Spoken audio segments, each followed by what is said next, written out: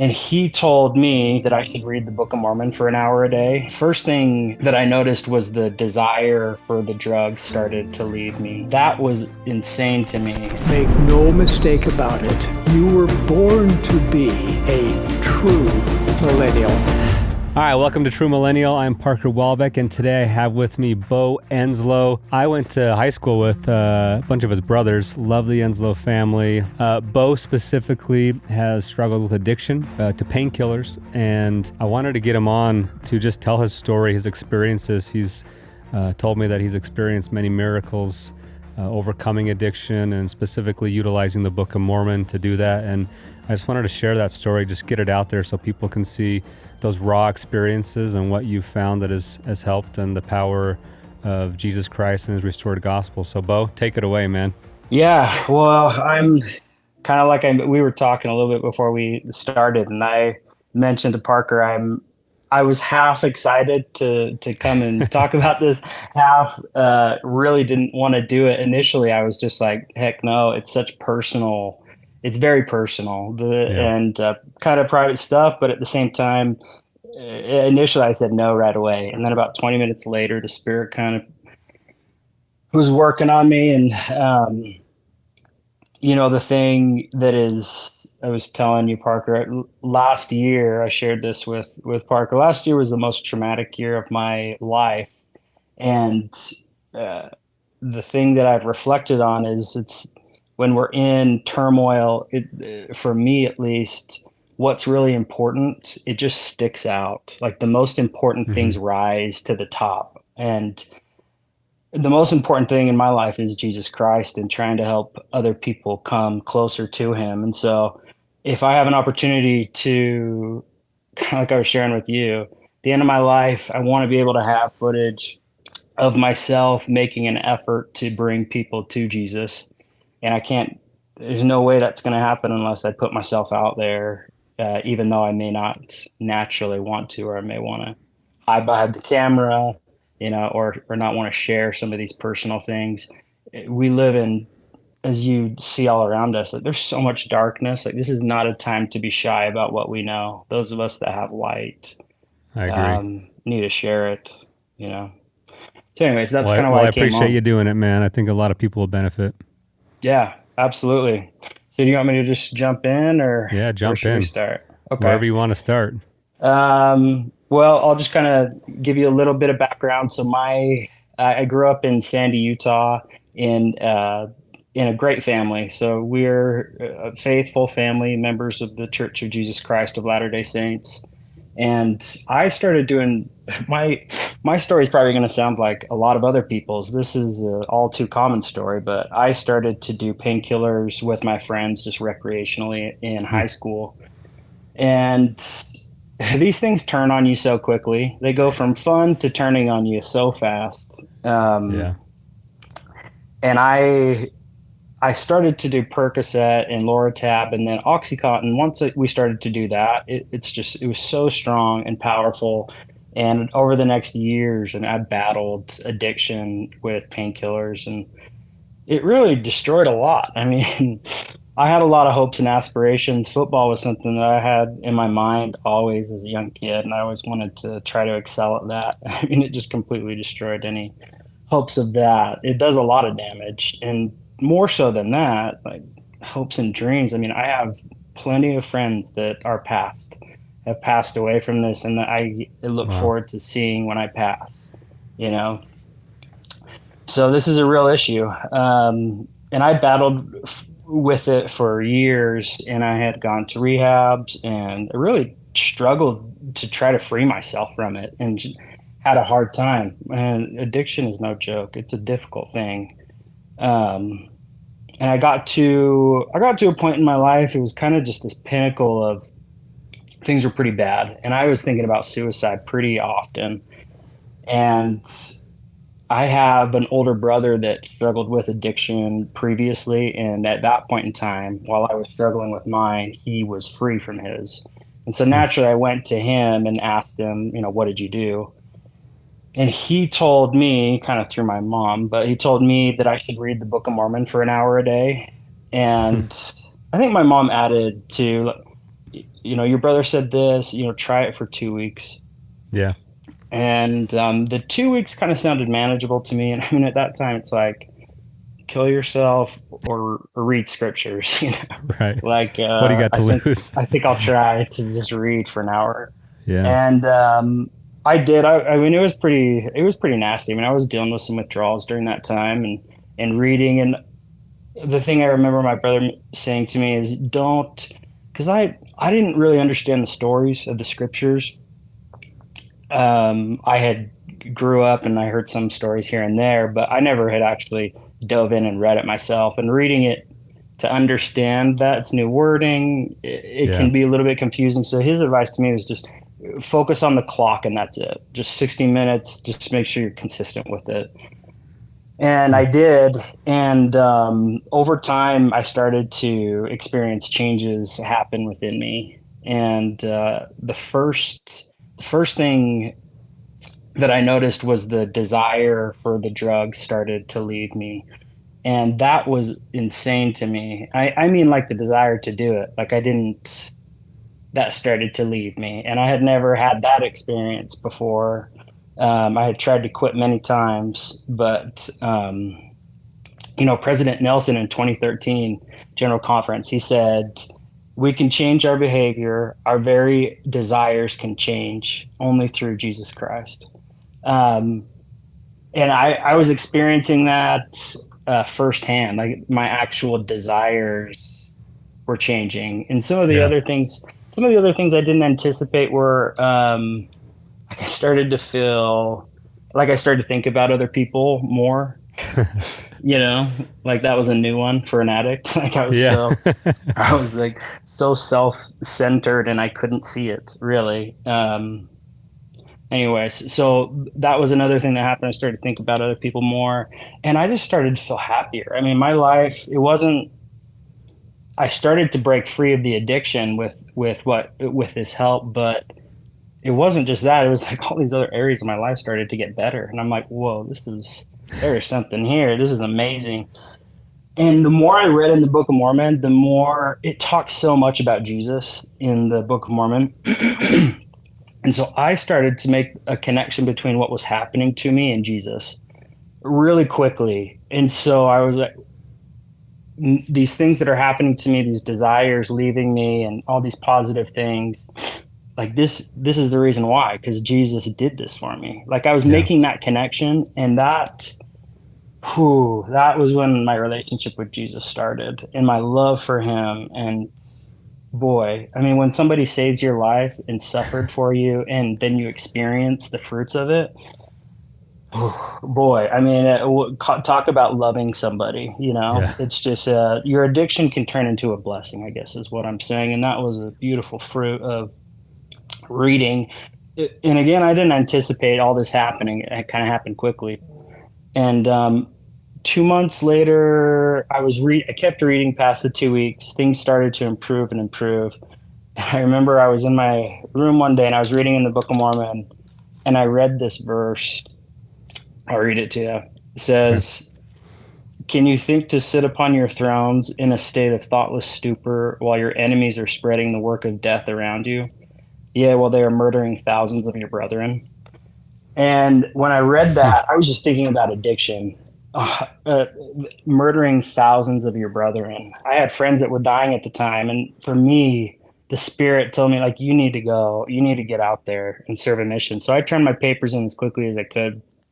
And it was really to help fight addiction through the Book of Mormon. I mean, that was the reason why I went out, is I'm like, I'm going to take this book and I'm just going to say, anybody that's addicted, just read this. Jesus Christ will come into your life and he'll help you overcome whatever it is. And so I got called to Indianapolis, Indiana. That was my mission. And I had a wonderful mission. But the thing that I found is that the Book of Mormon doesn't just help addiction. I was, introducing it to other people that had other problems, and the same thing happened. Those that were consistent with it and really tried it, we saw a lot of things happen. And there's tons of failure. I'm going to talk about that a lot. Failure as an addict. We're going to discuss this so much because that is just part of development. If you are as an addict, you need to get very comfortable with addiction, with failure, and Hmm. just accept it as being part of your journey towards freedom. Does that make sense? Yeah. Because you can feel like such a failure sometimes and throw up your hands and be like, this doesn't work. And I'll talk a lot about that because I've failed a lot in these attempts. This was a success, but I digress. So we had the best. I kind of sometimes I wish I would have got called to a Spanish speak. We had the Spanish speaking missionaries in our area, and such lovely people Oh that yeah. spoke Spanish in Indiana. One of the things that I would do when we go on splits, I didn't know any Spanish, and I would say the only thing I could say is Jesus Cristo es número uno. And they would always laugh, and it would like kind of, break people down. They were Yeah. their guard. But the thing that I walked away from that from, my point is, I came to learn Jesus Christ truly is. I said that as a joke, but he truly is the answer to all of our problems. That was like my Yeah. one takeaway from the mission. Um, so, anyways, I served a good mission. I got back, and I made some pretty poor decisions when I got back, and it happened slowly. But yeah, many of the decisions I made just were not in line with what I typically knew to be true. And sometimes that can happen so slowly in our lives, we don't even detect it, and then all of a sudden we're just in this mess, you know. Yeah. Um, but I got married, and then we had our son within 6 months, and then we were divorced about 12 months. So within the Mhm. span of the year, we had our child, we were divorced, and that period of my life was just so difficult. Was dealing with a bankruptcy, really poor credit. I was addicted to multiple drugs, and so when I got back, it was a slow entry into what I knew before, but it Mm. got much worse. I was addicted to more than just a single substance, so here I am, just had a child, dealing with bankruptcy, poor credit, bills piling up.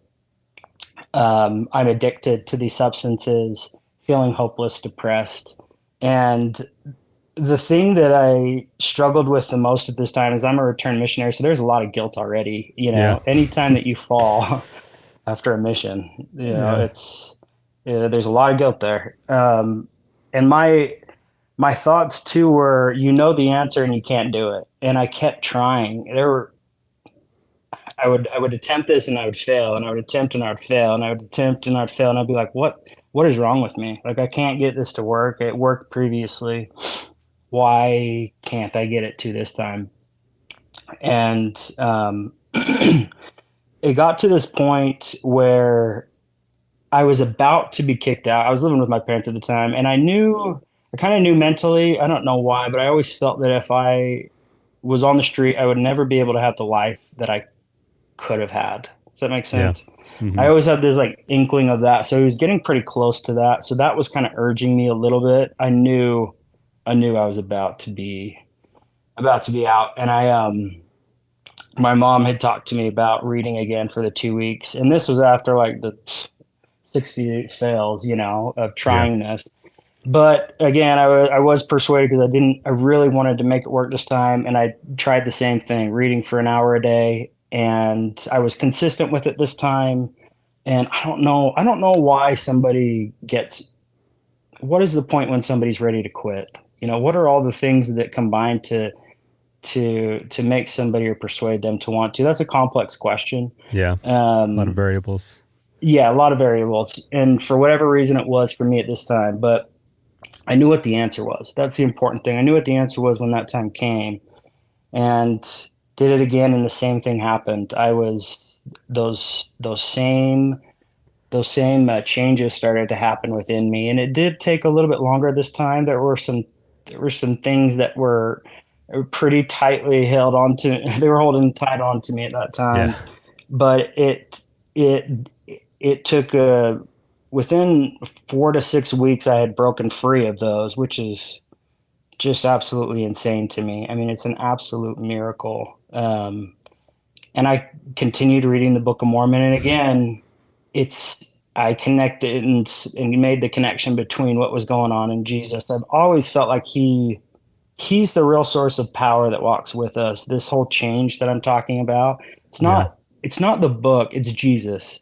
That's what it is. The book is just a way and a vehicle to allow his power to come into our lives. Mm-hmm. So, okay, so that's the second time around. Things start to improve. And again, I'll just make this comment one more time. It's like he doesn't just help the addiction. When you take this approach, he doesn't just help your addiction. He will help every other area of your life. And he Yeah. did that. He helped me get my credit back. He helped me get a good job. You know, I bought a Mm-hmm. house in Santa Quinn. I was able to, and during that time, I was working hard and I was selling advertising space in these little publications. We had a conference in Chicago, and I was there, and we were in a conference room with about, I don't know, 500, 600 people. And my heart started to beat out of my chest. I had never experienced this before, but I had to like walk out into the bathroom and just be alone for a second and let my heart rate kind of cool down. And I believe it was a panic attack. When I got back home from Chicago, I said, I'm going to seek professional help here Yeah. because it would just affected me in a way that was kind of, I just didn't like, you know. I had to walk out of the room. Anyways, so I got on some depression medication, and I have family members that are on the same medication, and it's helped them so much. It just wasn't the case for me. Huh. It didn't help me. I was on it for about 9 months, and I went off it cold turkey, and I really shouldn't have done that with those. But I experienced a period of darkness that I had never experienced in my life. It was the thoughts of suicide. I mean, it was excessive, you Yeah. know, and some things happened during that period. I don't really want to talk about, but many different things happened in the space of a few days that were so traumatic, and I dealt with them for so many months, and it was. Oh, Parker, how do I describe this to you? I was so angry at God. Um, because I was like living right at the time, and I don't know why I felt like I should be exempt, but I just thought like, how could you let that happen to me? Yeah. Yeah, dude, it was crazy. It was so tough. And so I stopped going to church. I stopped reading, stopped praying. And I was so bitter. I mean, I was just the most bitter and angry person. I'd never really been like that. I'm typically pretty laid back and Yeah. upbeat most of the time. But boy, was I angry, you know? And it's not how I saw my life going, you Yeah. know? So we got to a point, it was just one of those days. And you ever have a time where things are piled up on top of you and you just kind of explode? You Yeah. know, it's like thing after thing after thing. It was one of those situations. And I was in the car with my mom, and I was just telling her something just happened. I was so upset, and it was like the last straw. I was like, life is just crap after crap after crap, and I didn't say crap, but it's like that's all life is. Yeah, and Yeah. I was just kind of screaming out, just pain, you know, in pain, and got back home, and I pulled out a piece of paper and I wrote down, I'm like, something has to change. I have to do something to change this situation. I'm like, what can I do? I wrote on the tip, what can I do to change this? And the first thing I wrote down was get right with God. Hmm. And that was 10 months of no prayer, really angry, no communication with God. And anyways, wrote that down. And I really believe that humility has a huge part in some of the spiritual experiences that we can have. Yeah. Any I spiritual agree. experiences I've ever had has been preceded by humility. Yeah. And I think this was like a little sliver. It gave him a little window Uh-huh. into me. And later that night, I was looking for some books to read to my son before bed, and I have it right here. I want to show it to you because I've never seen this before. Have you seen this? I don't know if you can see it well. I haven't. At the top, it's prophets from Joseph Smith down to Uh-huh. Gordon B. Hinckley. But I'd never seen it before. I just looked down right when I saw the prophets of the church, it was like the spirit just went through me, and it was such a beautiful moment. It was reconciliation between father and son. Like the whole time I kept thinking, in the prodigal son where the father like runs towards the Uh-huh. son. That's what I felt. It lasted for about 2 minutes, and I just felt like he's like, I hate what happened to you too. Like that's the thing that I felt the whole time was I hate what happened to you and I love you. And oh boy, ever since then, life has completely changed. He's got me back on his team. I was It's foolish to amazing. ever charge him foolish. I was so foolish to charge him that he was the reason for this happening. It's just I don't know why. I really don't know why some of it we go through some of the things other than we signed up to go through this mortal experiences, and part of Yeah. that is just some really evil, dark things that you can go through, and nobody's exempt from it. Like we're all the Yeah. same. Um, anyways, man, it was pretty crazy. So since then, I just barely got my temper recommend back. Um, so I've really been in a really joyful place lately, and it being away in the darkness for so long, boy, the light shines so bright now. Do you know what I Such a mean? stark contrast. The stark contrast is so bright to me that it's as all these things are as real as me and you talking right now. They Yeah. they are not just nice ideas. They're things that are true and tangible, you That's know. amazing. So that's kind of like from beginning to end what's happened and where things are at right now. But can I just make one comment though? I Yeah. felt pretty strongly about this because someone could go and try this experiment, and they could fail and then throw up Right. their hands and be like, "Hey, this didn't work," Yeah. and that's really the wrong approach. That's a wrong approach to take. The approach one should take is expect failure in this. Don't get discouraged and just keep trying. If it doesn't stick, just try again. If it Yeah. doesn't stick, just keep trying. It doesn't mean it's not the answer, man. It really is the answer. But it's easy to get discouraged sometimes because Hmm. addiction is just so hard. It's so difficult. And sometimes people can think like, what's wrong with me? There's nothing wrong with you. Like you're a human and Yeah. addiction is hard. And sometimes you don't even mean to slip into an addiction. Those weren't your intentions. Good people can slip into an addiction. Yep. You're not a bad person. Like, anyways, man, I don't want the addict, and that's the reason why I came on the podcast. I don't want the addict to ever think that just because you're failing a bunch that you're not going to get out of this, Yeah. you know. So, And I think regardless of addiction or any kind of temptation, that's a very common, that discouragement is very common for anyone to fall into because yeah. we're all human. We're all going to sin and make mistakes. And if you are constantly beating yourself up every time you sin, it's really, I see why people leave the church or leave God altogether because they don't like that feeling of feeling like they're always falling short. But Yeah. that's why Jesus Christ atoned, because Yeah. he knew we were going to fall short over and over and over again. And so when you can just, like you did, just flip that in your mind and just Yeah. recognize, oh, like that's why he did what he did, is Hmm. because he knew I was going to fail over and over Yeah. again. And when you can Yeah. really understand the atonement, I think that's one of the biggest reasons people leave the church and leave God, is because they never fully understand the atonement of Jesus Christ. They don't Yeah. fully gain a personal testimony of how that works and that you can be Right. cleansed over and over again. I think you hit it right on the head, Parker. I think there's so much truth in what you just said. Um, it's especially from the perspective of somebody that has an addiction and continues to fail. If you haven't experienced success yet, it's Yeah. hard to envision it.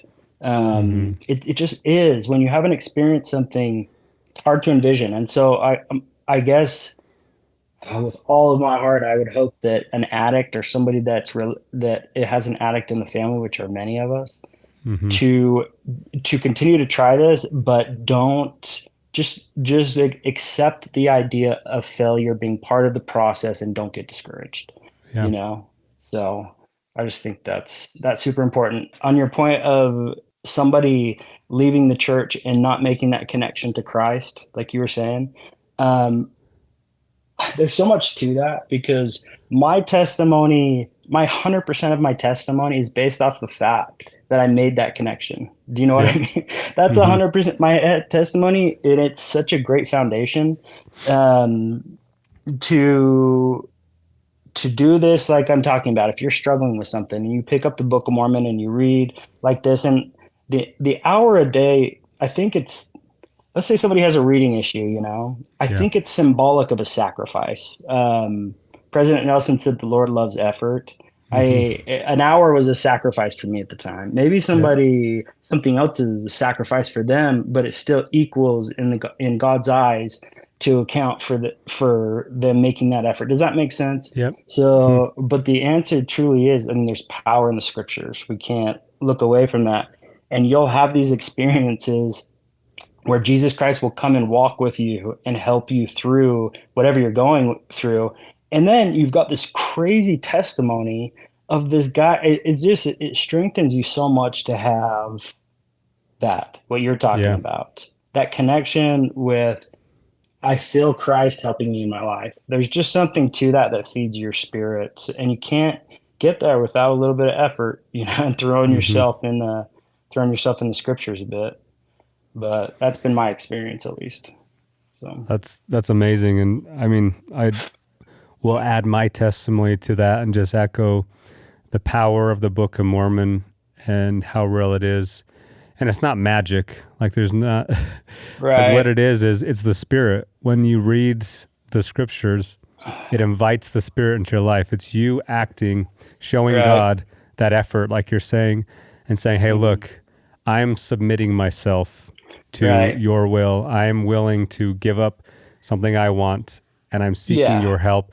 And when God sees that effort, he's much more likely to help us out through our trials when he sees that, right, but beyond him just seeing that effort, the Book of Mormon itself has power in the fact that you are reading the literal words of Jesus Christ and his prophets who he sent. And when you have that spirit in your life, that's the power. It's yeah, literally a member of the Godhead is with you to help strengthen you and enable you to push through all the human weaknesses that we have. yeah, exactly. That's exactly what it is. It invites the spirit into your life, and changes just inevitably follow. But I've also found the times when it didn't work, especially the times when I failed, man, sometimes there's timing issues. Like for many addicts, you can want to be done mentally, but physically you just can't get there. And Yeah. maybe some time needs to pass. I don't know. There's so many reasons why somebody might not be ready to quit at a certain moment Hmm. when we want them to. Does that make sense? Like, Yeah. you can really want to get there mentally, but some things have to happen, and I get that. I get that. And the thing I wanted to get across anytime I communicate this is the failure parts, because sometimes we Uh-huh. emphasize these brilliant because they were miraculous. These were miraculous, and we can't look away from what's miraculous. We have to identify it and say, look at this. Yeah. That's what we're doing here. But at the same time, you also have to go in with a humble spirit and just understand that it takes some effort and some time and some consistency and some, So anyways, what man. what advice do you have to people who have family members struggling? Tell me specifically your mom, for example. Yeah. What can parents do that your mom has done, or what can siblings do to support? And because I think anyone who sees someone going through addiction, we want to help, but we don't know how. Right, We can't right. feel what they're feeling. We don't know, how Yeah. can someone help an addict? It's so hard. Our family, I mean, we so many years of struggling with this. So, Yeah. um, we have some scars from that, and I get a lot of I think I get it from the addict's point of view, but I can sympathize as a father now a little bit Yeah. of what a parent might go through. But here's what my advice would be, and some of it's a little bit difficult. The first thing is love them even through all of their stuff, because there's a lot of things Yep. that they'll do that'll disappoint you and anger you, and try to keep good thoughts in your mind about somebody even when they disappoint you and are angry, and Hmm. that's really difficult to do at times. Um, so those will be some things. Love them through it, but also when the time's right, even if you don't feel like they're hearing you, let them know what the answer is. Like talk to Yeah. them. One of the things my mom did, one, she was just so loving through it, and I was I was not good to her. So she's just such a saint, but loved me through it. And then I know that it's very difficult, and every parent is, it's hard to give advice because you're the steward over your own family, you know. Yeah. But my advice, but loving them, that's some pretty good advice, I think. Yeah. Love them through it, and try to be patient with them, and try to slip in what the answer is, even if you don't feel like they're hearing you. Because I don't know how many times my mom said this before it happened. You know what I mean? I mean, Right. hundreds. Like, there's so many times. Um, that's probably what my advice would be. Yeah.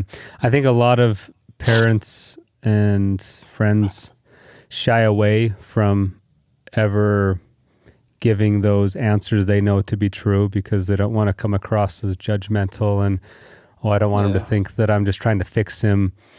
But so it's a tough balance because it's like, yeah, I think the love should always be there, even in the recommendations and invitations. But I think the invitations are also important, and we need to Yeah. remember that we have the answers. And We really do. even though it's sensitive, and you should be sensitive and pick the right times, follow the Spirit to know when Yeah. to extend those invitations. But the fact that your mother never stopped giving invitations, I think is, Yeah. I could be wrong, but I think is a big reason and why you were able to eventually accept the invitation because they kept Yeah. coming, you know? Yeah. 100%. That's why. I mean, the other thing too is, I mean, she lived her faith. That's a big Yeah, one. If she didn't, I think it would have been easier to doubt. Like, right. does that make sense? Uh-huh. So I think there is something to that.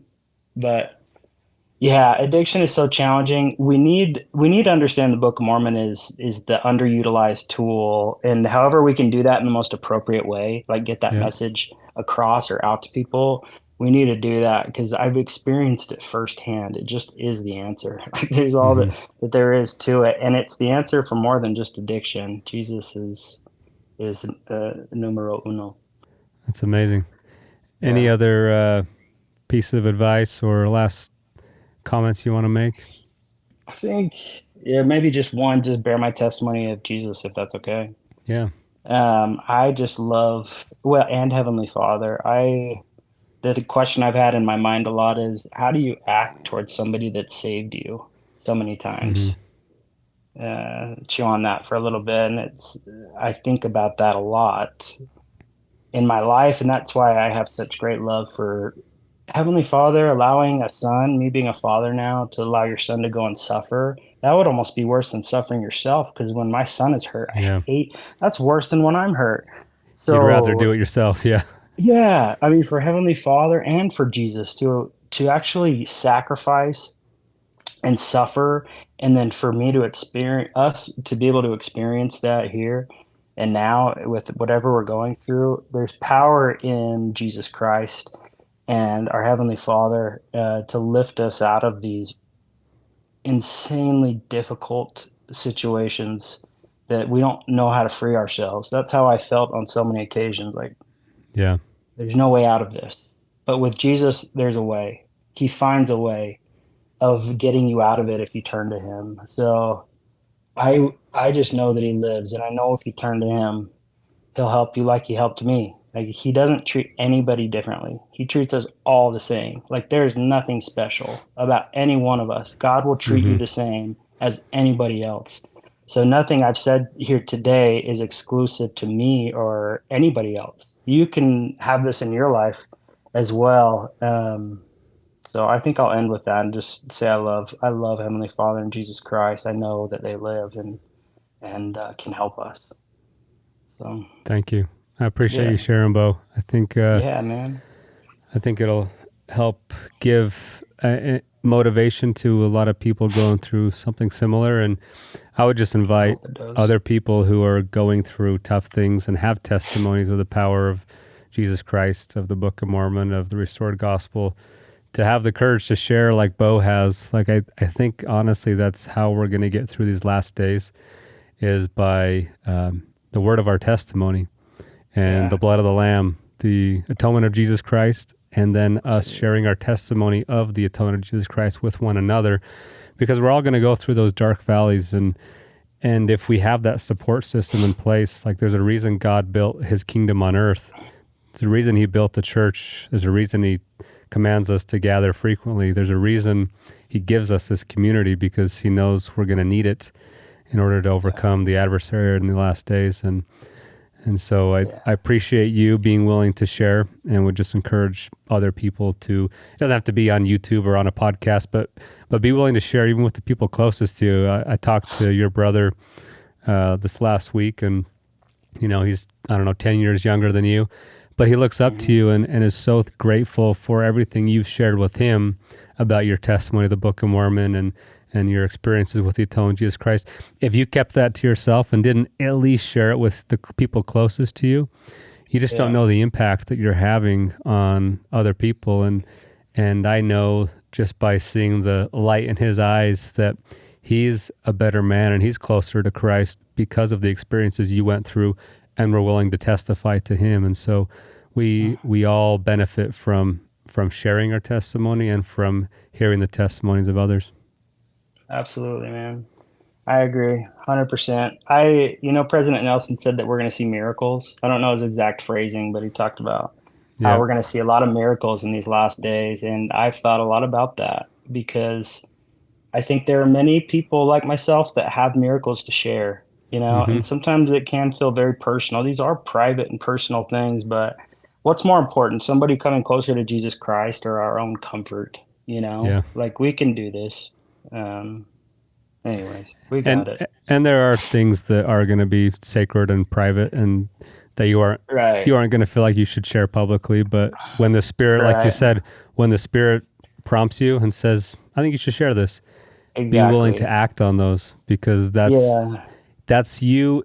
That's the Spirit saying, "I'm."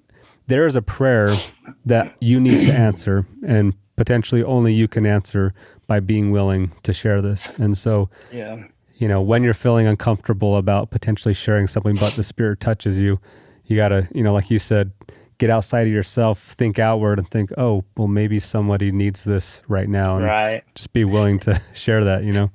Yeah, it's kind of funny. I mean, maybe you feel this way, but typically, if I'm in a classroom or a situation like this, if the Lord wants me to speak, my heart starts racing. The Spirit kind of lets me know, like, Yep. you should talk now. And then other Uh-huh. times, if it is private, he'll be like, "Okay, maybe not share that here." So that's good judgment as well, Yeah. Follow the No, Spirit on that. But I think we've all felt that racing of the heart and the Spirit right, saying, hey, you should share that.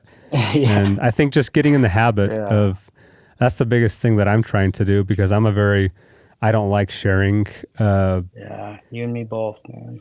and just getting in the habit of, okay, follow those promptings, just act on them. And once you start doing it, it just becomes second nature, and you don't think as much. You just, okay, when I feel that, I know I share. I open my mouth, Right. you know? The other thing too, that's important too, it's been on my mind a lot, is just trying to share as accurately as possible. 100%, Yeah. not trying to embellish and not trying to under embellish. Just trying Yep. to be as accurate as you can with what happened in the experience. Hmm. Um, that's how you can do it justice. Just tell the Yeah, truth about what happened to you. So absolutely. Well, I just want to read President Nelson's words that I just been thinking this whole time.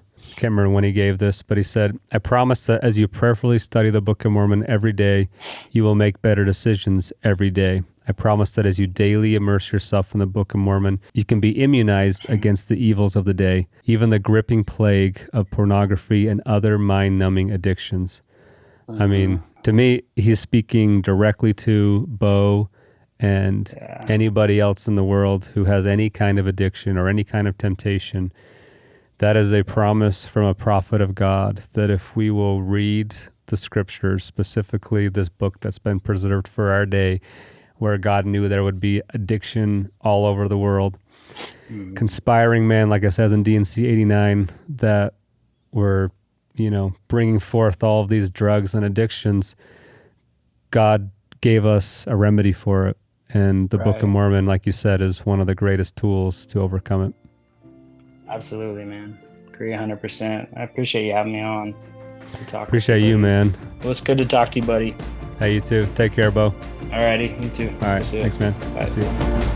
You just got me thinking, like, what am I doing? Like, you're doing these things that are bringing people to God. So I'm, in a way, I was thinking in my back of my head, and you're inspiring other people to do these things, because then it gives me like, I'll jump out there too, just like you're doing. Yeah. And share these things. We're kind of putting ourselves out there, and come what may. Well, and to your point you made earlier, President Nelson talking about miracles that will come to the faithful in these last days.